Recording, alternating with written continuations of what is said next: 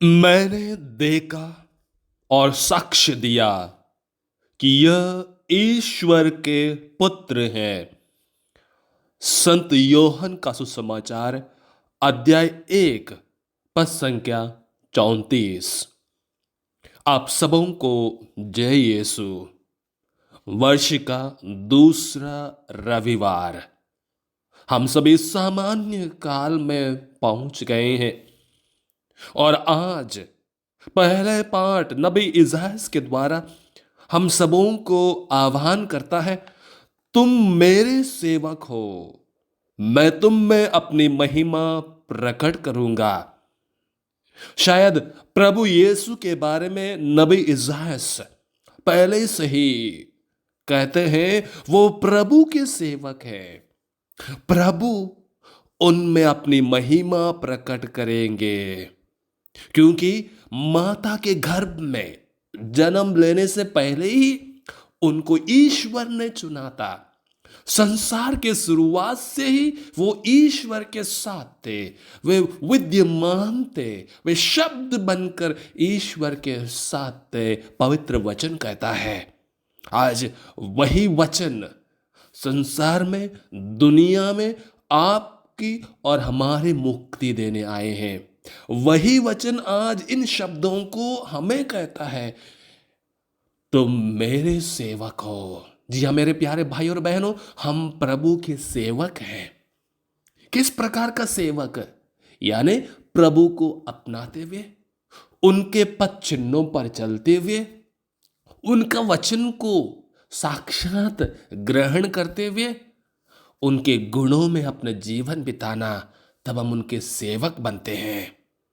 संत पौलुस आज के दूसरे पाठ में कुरिन्थियों को लिखते हुए पहले पत्र में कहते हैं, वो अपने जीवन के बारे में किस प्रकार उन्होंने ईश्वर द्वारा यीशु मसीह ने प्रेरित नियुक्त किया और उनका कार्य क्या था।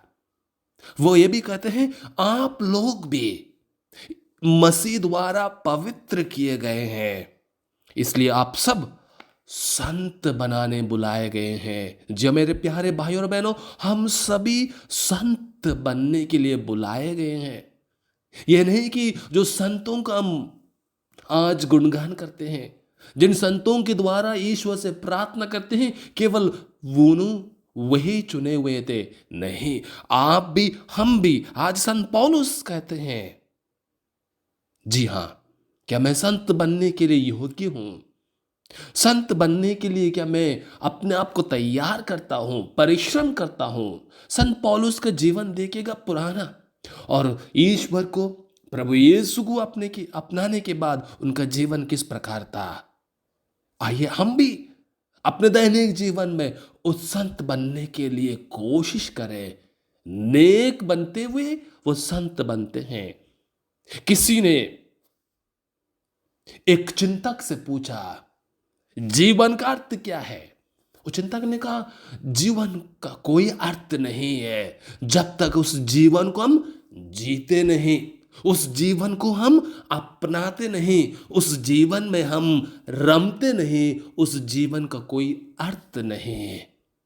आज संत योहन अपने सुसमाचार द्वारा, योहन बपतिस्ता प्रभु को कहते हैं, आप ईश्वर के मेमने हैं, ईश्वर के मेमने हैं, संसार के पाप हर लेने के लिए आए हैं। जी हाँ, उनका जीवन वो था, उनका मकसद वो था। संसार में आने के बाद वो ईश्वर का मेमने बलि रूपी बनते हुए हमें मुक्ति दिलाना। आज मेरा जीवन का मकसद क्या है? रविवार है, इतवार का दिन है। किस प्रकार हम इस दिन को उपयोग करते हैं? मिस बलिदान के लिए जाते हैं। जैसे मैंने 2 दिन पहले कहा था, ठंड का मौसम के कारण हम सुबह जल्दी उठना नहीं चाहते हैं। यानी प्रभु को हम क्या दूर रखना चाहते हैं?